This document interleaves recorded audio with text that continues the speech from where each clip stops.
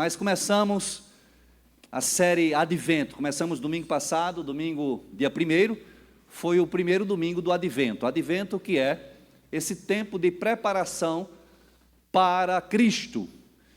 E a preparação para Cristo, que na Nova Aliança nós entendemos a preparação para nós que somos Igreja do Senhor e vivemos a Nova Aliança. Então estamos nos preparando para a volta de Jesus. Amém, queridos? Ele já veio. E falávamos sobre isso domingo passado. Quem esteve aqui domingo passado? Falávamos sobre isso no domingo passado. A primeira mensagem, palavras do próprio Jesus, falando sobre a sua volta, a parousia. Ele veio e prometeu que voltará. Veio como o Cordeiro de Deus que tira o pecado do mundo. Veio para manifestar a vontade de Deus. O verbo que se fez carne, a palavra que habitou em meio aos homens. E esse é o tempo que nós estamos vivendo. Entendendo a sua vinda, nos preparando para a sua volta. No calendário litúrgico cristão, o Advento antecede o Natal, e nós temos seguido esse calendário já há alguns anos. Inicia-se o ano cristão com o primeiro domingo do Advento, esse ano dia 1º. Portanto, nessa perspectiva, o calendário litúrgico já iniciou, o ano de 2025 já iniciou em 1º de dezembro, por mais que seja estranho para nós, é assim que nós entendemos o ano cristão, que começa com o Advento, a preparação para o Natal, e segue-se com as datas que nos lembram sobre a obra de Cristo. Além do Natal, a Páscoa, morte e ressurreição de Cristo, que também tem o seu período de preparação, que nós chamamos de Quaresma. Então, o calendário litúrgico cristão se divide ou se organiza a partir dessas duas principais datas, Natal e Páscoa. E temos seguido, como a tradição da igreja cristã, não apenas da igreja católica, mas também da igreja luterana, da igreja metodista, da igreja anglicana e algumas igrejas reformadas, a exemplo da nossa igreja, que tem seguido essa tradição. Datas, textos bíblicos que nos levam à obra de Cristo, que nos lembram sobre a obra de Jesus. A cada ano nós temos um lecionário, um conjunto de textos que nos conduzem nesses estudos. Estamos no ano C. O lecionário se divide em 3 anos, ano A, ano B e ano C, a partir dos 3 primeiros evangelhos, os evangelhos sinóticos. Ano A é estudado o evangelho de Mateus, no ano B, o evangelho de Marcos, e ano C, o evangelho de Lucas. E é o evangelho de Lucas que nós temos estudado e seguiremos estudando pelos próximos 2 domingos, concluindo o Advento. Então, eu já convido você a abrir a sua Bíblia no Evangelho segundo São Lucas. Lucas capítulo 3.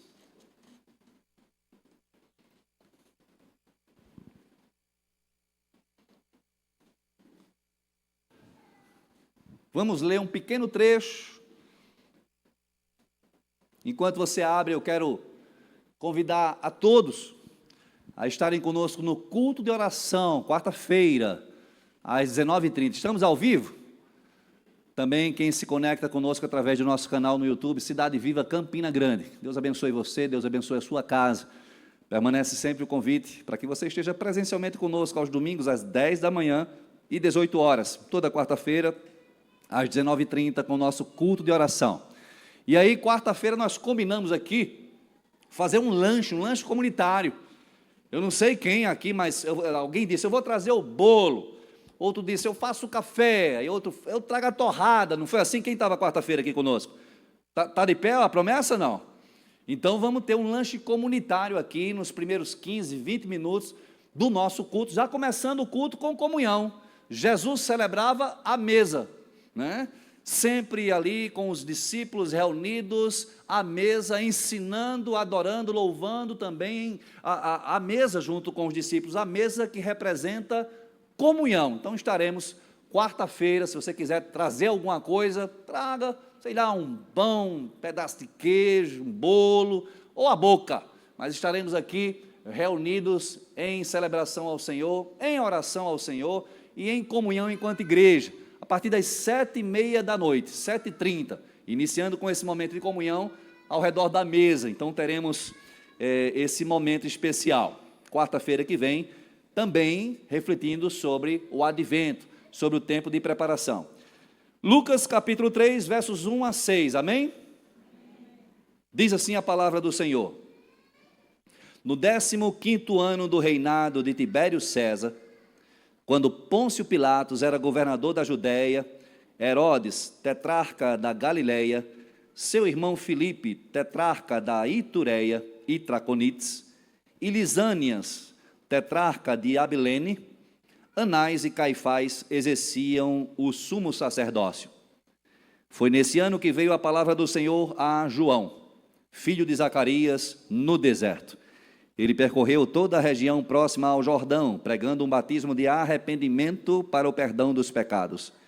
Como está escrito no livro das palavras de Isaías, o profeta: voz do que clama no deserto, preparem o caminho para o Senhor, façam veredas retas para ele. Todo o vale será aterrado e todas as montanhas e colinas niveladas. As estradas tortuosas serão endireitadas e os caminhos acidentados aplanados. E toda a humanidade verá a salvação de Deus. Vamos repetir juntos o versículo 6. E toda a humanidade verá a salvação de Deus. Louvado seja o Senhor por sua palavra. Lucas é aquele que escreve a partir de uma pesquisa minuciosa, detalhada. Ele não é apóstolo de Jesus, mas viveu ao tempo de Jesus. Alguns andaram com Cristo e foram seus discípulos, a exemplo de Mateus, a exemplo de João. Marcos também não é um apóstolo, mas escreve sobre Jesus, tendo vivido ao tempo de Jesus. Talvez o primeiro evangelho a ser escrito, o evangelho de Marcos, o mais jovem dos evangelistas, o João Marcos, citado no livro de Atos. E nós temos que Lucas escreve, talvez por encomenda, ele escreve a alguém chamado Teófilo, ou alguém que seria alguém que amasse a Deus, Teo, Deus, Filos, um amante de Deus, alguém que amava a Deus. Ele vai dizer lá no capítulo 1, você não precisa abrir, muitos já se dedicaram a elaborar um relato dos fatos que se cumpriram entre nós, conforme nos foram transmitidos por aqueles que desde o início foram testemunhas oculares e servos da palavra. Eu mesmo, diz Lucas, investiguei tudo cuidadosamente desde o início e decidi escrever-te um relato ordenado, ó excelentíssimo Teófilo, para que tenhas a certeza das coisas que te foram ensinadas. Então temos esse escritor que tem o cuidado de pesquisar para registrar sobre Jesus. Não apenas uma biografia, não apenas uma filosofia, não apenas uma doutrina ou mais uma doutrina, mas registrar sobre a vinda de Deus em seu Filho, o verbo que se fez carne, a palavra que habitou em meio aos homens. É assim que nós entendemos os evangelhos, essa palavra que nos fala sobre boa nova, evangelho do grego, boas notícias, que vieram a um povo que sofria, os judeus, e esperavam a redenção, esperavam o Crestos, o Redentor que viria conforme fora profetizado, conforme fora prometido. E nós estamos refletindo sobre isso. O que foi o advento para os antigos, o que é o advento para nós também. Nós temos que Lucas registra sobre João Batista, não é o evangelista, João Batista, que é primo de Jesus, nascido de Zacarias e Isabel, e que fora profetizado por Isaías. Aquele que veio a quebrar o chamado silêncio intertestamentário. Depois do último profeta no Antigo Testamento, Zacarias, Deus silencia por cerca de 400 anos, 4 séculos em silêncio. Nenhum profeta foi levantado. Isso não quer dizer que Deus não estivesse agindo, mas permaneceu por 4 séculos em silêncio. Esse silêncio é quebrado com a vinda de João Batista, aquele que preparou o caminho para Jesus, preparou o caminho para que fosse cumprida a promessa que os antigos aguardaram. A nossa mensagem de hoje tem como título Mensageiros do Advento. Mensageiros do Advento. Estamos falando sobre o Advento como tempo de preparação e nós precisamos, a partir da vida de João e desse registro, nos perceber como mensageiros, igualmente a João, como profetas da palavra, mensageiros do Advento. E o que nós aprendemos nesse texto, eu vou aqui pontuar 3 aspectos, de forma objetiva e breve. O que nós aprendemos nesse texto acerca do Advento? Primeiro aspecto que nós vamos aqui refletir, anote, é sobre a mensagem do Advento. A mensagem do Advento. Temos que Lucas, com esse cuidado de registrar também historicamente sobre a vinda de Cristo, o nascimento de Cristo, o ministério de Cristo, ele situa para dar fidelidade ao texto, fidelidade ao seu escrito, ele situa no tempo e na história o nascimento e o ministério de Jesus. Aqui nós temos o ministério já em exercício de Jesus, sendo citado por João Batista, quando ele coloca no 15º ano do reinado de Tibério César. E ele segue citando 5 autoridades políticas. Tibério César, que era o imperador de toda Roma, de todo o império romano, de todo o território sobre o qual o César tinha domínio e exercia autoridade, ao tempo de Tibério César, quando Pôncio Pilatos, uma outra autoridade, era governador da Judéia, Herodes, tetrarca da Galileia, seu irmão Filipe, tetrarca da Itureia e Traconites, e Lisânia, tetrarca de Abilene. Então aqui nós temos governantes. Àquela época, as regiões do império eram divididas em tetrarquias. Os governadores conjuntamente geriam, administravam essas regiões, por isso chamadas tetrarquias. Eram tetrarcas ou governadores.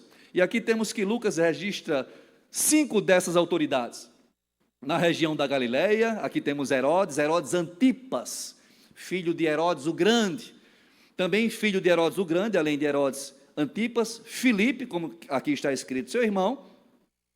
E temos também aqui registrado Lisânias, tetrarca de Abilene, uma região mais a leste de Israel. Além dessas autoridades políticas, nós temos também o registro de 2 autoridades religiosas, Anás e Caifás, exerciam, diz a palavra, o sumo sacerdócio. Curiosamente, nós temos aqui 2 sumos sacerdotes, quando era tradição que houvesse em Israel apenas um sumo sacerdote. Os sumos sacerdotes eram destituídos ou posicionados pelas autoridades romanas. A essa época, Anás havia sido deposto. O seu genro Caifás assume a posição, mas para os judeus, Anás continuava exercendo a autoridade. Portanto, para a tradição judaica, temos aqui esse tempo com 2 sumos sacerdotes. O ponto aqui, queridos, é que Lucas faz esse registro detalhado sobre um fato histórico. O que estamos lendo aqui, além de ser registrado na palavra de Deus, nas Escrituras Sagradas, também são registros de escritos extrabíblicos que falam sobre Jesus. Um certo Jesus, nascido em Belém, tendo crescido na região da Galileia. Mas como disse no começo, eu quero aqui falar mais uma vez, nós não podemos ler esse texto do ponto de vista meramente histórico, meramente cronológico. Nós precisamos ir além, compreendendo a palavra de Deus para nós e o que essa palavra fala aos nossos corações. Então, nesse primeiro ponto da nossa mensagem, quando nós entendemos a mensagem do Advento, nós vamos ler no verso 3, que está escrito: ele, João Batista, percorreu toda a região próxima ao Jordão, pregando um batismo de arrependimento para o perdão dos pecados. E essa é a mensagem do advento. Essa é a mensagem do evangelho. Essa é a mensagem que a igreja precisa pregar. Ele percorreu toda a região próxima ao Jordão, pregando um batismo de arrependimento para o perdão dos pecados. E eu vou aqui de trás para frente. Um batismo de arrependimento para o perdão dos pecados, começando pela perspectiva do pecado. Porque essa mensagem pressupõe a nossa realidade pecaminosa. Estamos falando sobre a mensagem do advento. Diz a palavra que todos pecaram e foram destituídos da glória de Deus, afastados da presença de Deus. Não há um justo sequer, ninguém que mereça a Deus, ninguém digno do Senhor, senão pela graça, pela misericórdia de Deus, nós somos alcançados, nós somos perdoados. E isso pressupõe esse entendimento de que somos pecadores, de que o pecado nos condena. O salário do pecado, a consequência do pecado é a morte. E porque nos entendemos pecadores, nós entendemos que precisamos, carecemos de redenção. E no Senhor nós encontramos essa redenção. João Batista veio a preparar o caminho para Jesus, preparar os corações de pecadores para que recebessem Jesus, para que aceitassem a pregação do Evangelho, para que reconhecessem em Jesus o Crestos, que diz respeito ao ungido de Deus, o Mexiá, o Messias, enviado por Deus. E essa pregação pressupõe o arrependimento de alguém que se reconhece pecador. Então temos aqui uma lógica que nos conduz a essa mensagem. O pecado que nós reconhecemos, que gera, promove em nós, a partir desse reconhecimento, o arrependimento e, por consequência, encontra o perdão de Deus.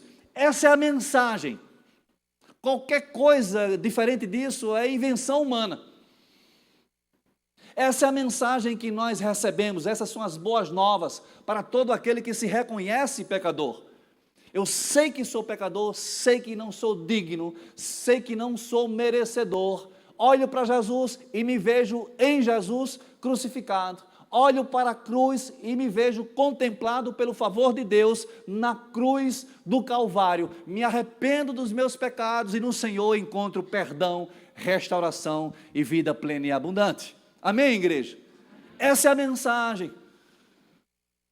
Desafiadora para nós, porque pouco tem se pregado arrependimento na igreja. Falamos sobre isso um pouco na semana passada. Chegará o tempo, diz a palavra, que muitos já ajuntarão mestres para si mesmos, segundo as suas próprias concupiscências, ou conveniências, ou interesses pessoais. As pessoas ouvem o que querem, são seletivas. Cada vez mais nós vivemos nessa sociedade seletiva.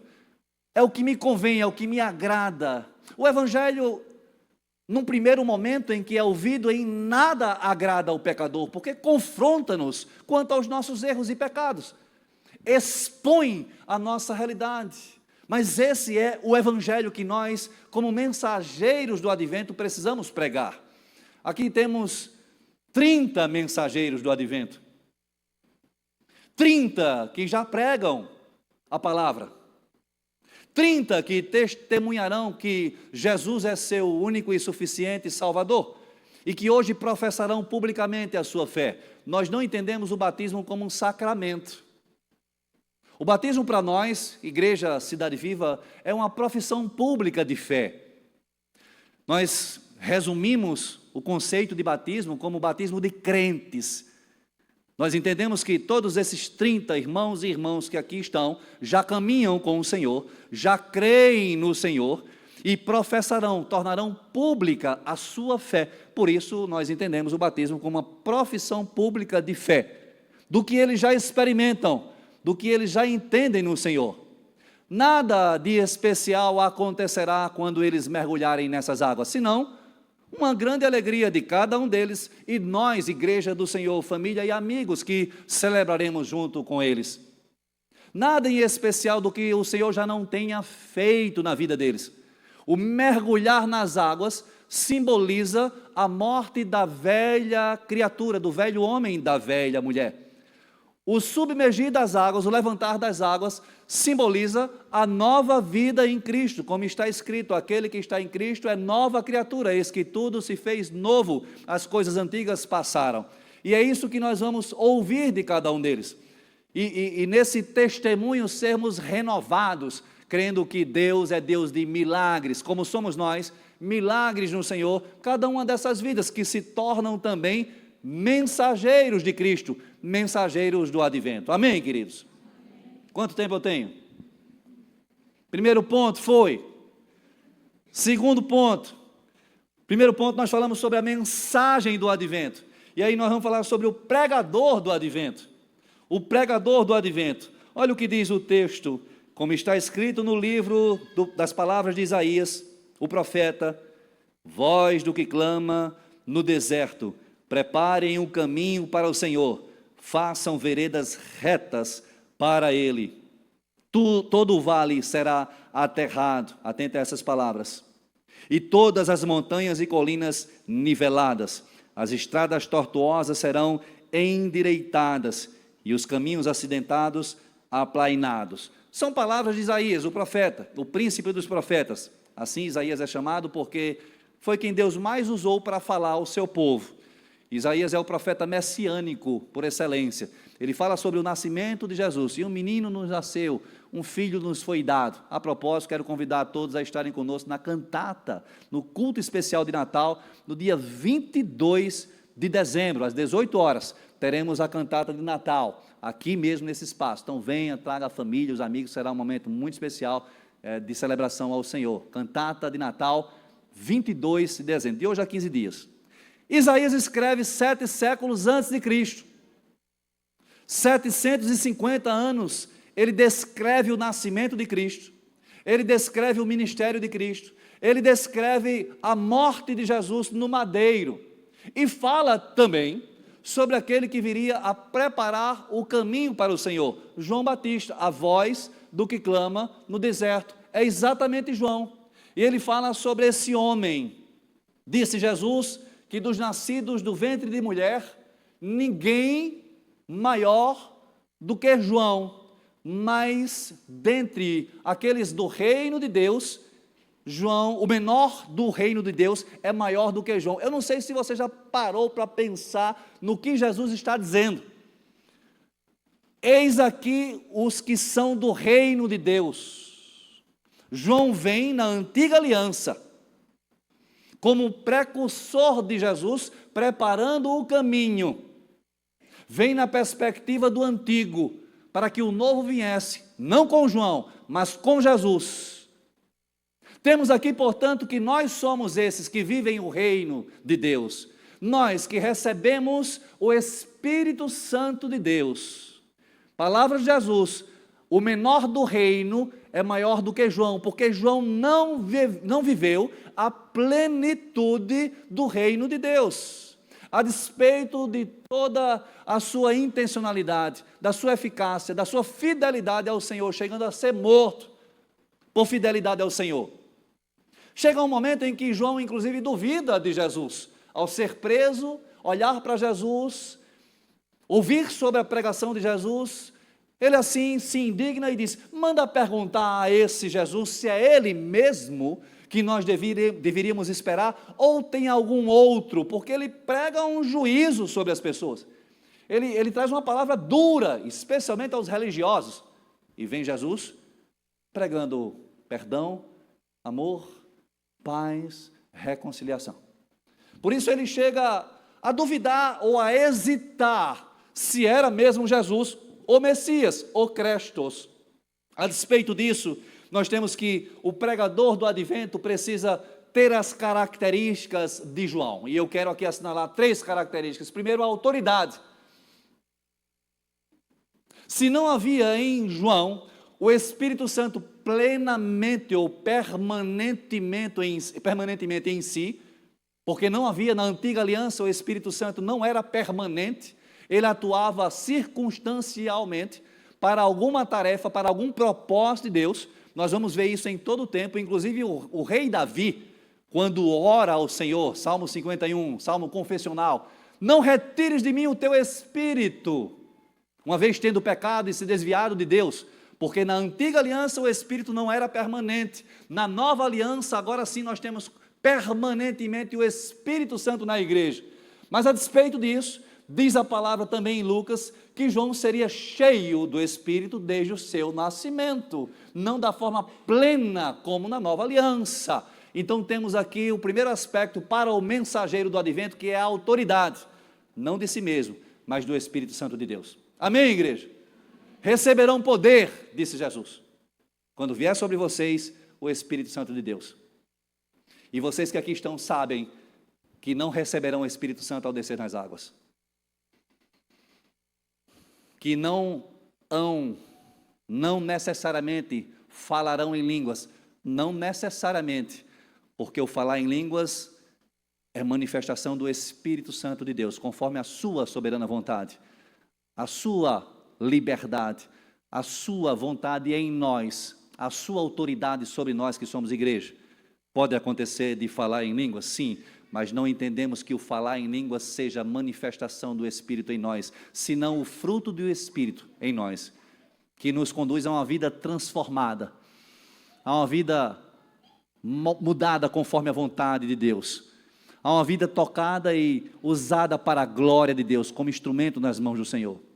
Mas temos nós essa autoridade em falar, em pregar, em testemunhar. Serão minhas testemunhas em Judeia, Jerusalém, Judeia, Samaria e até os confins da terra. João tinha autoridade ao falar, tinha autoridade ao pregar.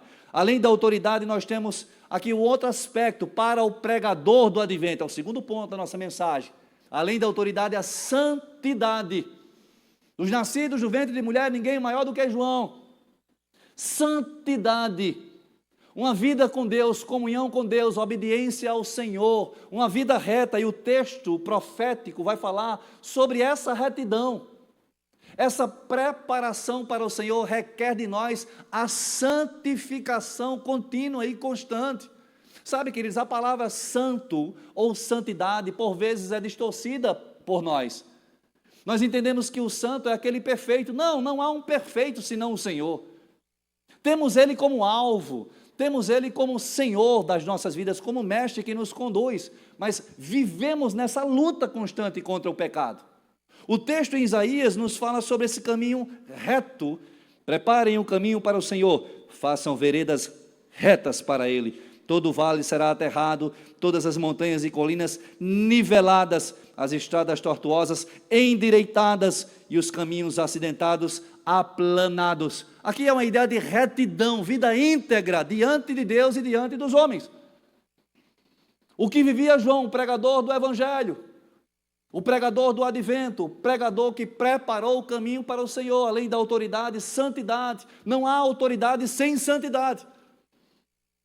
Não há vida com Deus sem santidade não se verá o Senhor. Muitas vezes nós queremos ouvir a voz de Deus, discernir sobre a vontade de Deus, mas não temos uma vida santa diante do Senhor, lutando contra o pecado, dizendo não àquilo que é do mundo e que afeta a nossa relação com Deus. Vida íntegra diante de Deus, vida íntegra diante dos homens, como testemunho de quem é o Senhor das nossas vidas. E o terceiro aspecto aqui do mensageiro é a humildade. Não está no texto, mas nós sabemos as palavras de João, quando ele vai dizer que não é digno de desatar as correias da sandália do Senhor Jesus. Esse texto está registrado lá no Evangelho de João. Eu vou abrir aqui rapidamente para ler e fechar esse ponto com o aspecto da humildade. Capítulo 1 do Evangelho de João. Respondeu João, verso 26. João 1, 26. Eu batizo com água, mas entre vocês está alguém que vocês não conhecem. Ele é aquele que vem depois de mim, e não sou digno de desamarrar as correias da sua sandália. Terceiro aspecto do mensageiro, do pregador do advento, humildade. Eu não sou a mensagem, eu sou apenas um mensageiro. Eu devo pregar e falar sobre Jesus. O Jesus que mudou a minha vida, e o Jesus que muda vidas, o Jesus que transformou a minha realidade e que transforma realidades, o Jesus que faz milagres em meu favor e que continua a realizar milagres, o pão da vida, a água da vida, o caminho, a verdade e a vida, aquele que veio para nos dar vida e vida em abundância, vida eterna. É isso que eu devo pregar em todo o tempo. O mensageiro do advento deve compreender, além da mensagem, a sua posição, exercendo a autoridade com santidade e humildade. Amém, queridos? E o ponto 3, a banda já pode vir. Quanto tempo eu tenho? Ninguém está controlando? Ninguém está. Então vou. Acabou já? Já deu 30 minutos? Por isso que eu concluí já. Rapaz, está um calor, integração. As aletas do ar-condicionado estão para baixo aqui, só para o tecladista. Me faça uma gentileza, bota aqui para mim, para cá. Pega o controle aqui nessa pausa da conclusão. Pelo amor de Deus. Para chegar um pouquinho também na visitante, senão ela não volta aqui mais nunca. O baterista está pedindo também, ó. Não sei se você está vendo aí, ó. A gente botou um ar-condicionado de 60 mil BTUs aqui, para o palco. Aí o vento está só aqui, ó, para baixo. Tem um controle de ar-condicionado aí? Tem, né? Amém. Os efeitos do advento. Falamos sobre a mensagem do advento, entendendo qual é a mensagem que deve ser pregada. Não o que as pessoas querem ouvir, mas o que as pessoas precisam ouvir. O que trata, o que cura verdadeiramente. Não apenas o que afaga superficialmente, temporariamente, mas o que alimenta e dá vigor. Muitas vezes nós ouvimos palavras agradáveis, e buscamos ouvir coisas que nos agradem, que nos consolem, que nos confortem, mas que não têm, eu vou usar uma palavra bem nossa, sustância. Sustância, ainda se usa essa palavra, dona Luiz Neto? Sustância, substância, consistência. A gente ouve hoje, no domingo, chega na segunda-feira já fraco, faminto, sabe, cansado, exaurido, porque não ouve a palavra de Deus, não foi pregada a nós, talvez, a palavra de Deus, ou não buscamos, não ouvimos a palavra de Deus. Pode vir aqui, querido, pode vir, não tem problema não, viu? Não tem problema não, pode vir, porque está bem quente aqui. Então, nós entendemos o que é, qual é a mensagem do Evangelho, que nós precisamos ouvir, aprender e pregar como mensageiros do advento. Entendemos que somos pregadores do advento, todos nós. Uma vez alcançados por essa mensagem, cumpre a nós agora pregarmos, falarmos, propagarmos, proclamarmos essa palavra.